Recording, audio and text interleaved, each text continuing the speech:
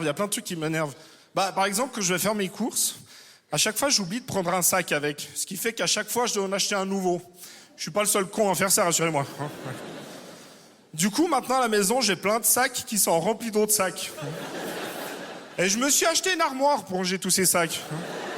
Et il a fallu que je la monte, alors j'ai pris ma petite visseuse à piles, mais il y a les piles qui étaient au bout. J'en avais plus que 3, il m'en fallait 4. Et ce qu'il faut savoir, c'est que les paquets de piles sont vendus par paquet de 4, donc la prochaine fois, il me restera à nouveau plus que 3. Que je vais mettre dans un bocal, je me dis, ça peut toujours servir. Hein. Oui, chez moi, les bocaux, je les garde tous, je les nettoie. J'ai une armoire qui est remplie de bocaux. Je me dis, ça peut toujours servir. Hein. Par exemple, si un jour je fais de la confiture... Oui, alors je fais pas de confiture, mais je pourrais très bien en faire. Okay. Mais il y a ma grand-mère qui fait de la confiture. Hein.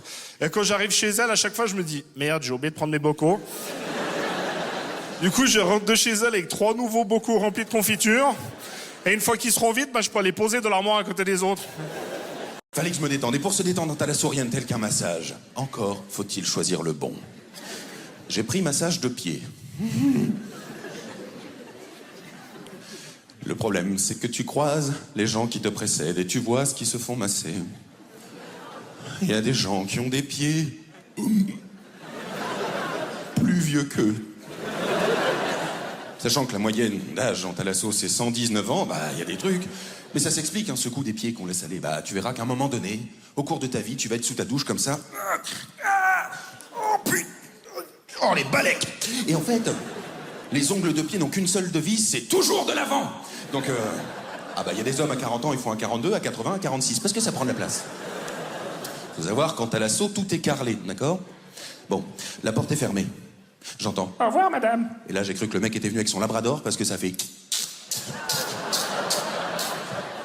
Wow! Le mec avait pas des ongles, il avait des serres. Il y avait un mulot coincé dedans, il était là...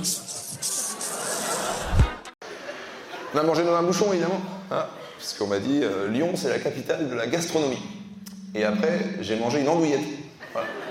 C'est plus la capitale de la gastro. Hein, l'andouillette, c'est le seul plat qui a la même odeur avant qu'après de le manger.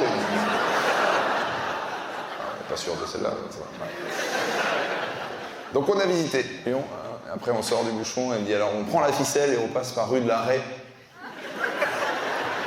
Je dis, on fait toujours du tourisme ou on fait un club échangiste là? Elle m'explique, elle dit non, c'est rue de la République. C'est pour raccourcir, gagner du temps. Je lui dis, ça fait 12 ans que t'es au chômage.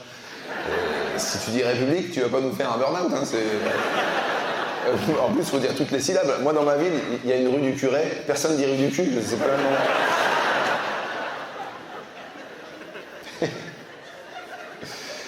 On se balade dans Lyon. Elle me dit, ouais, Lyon, c'est génial.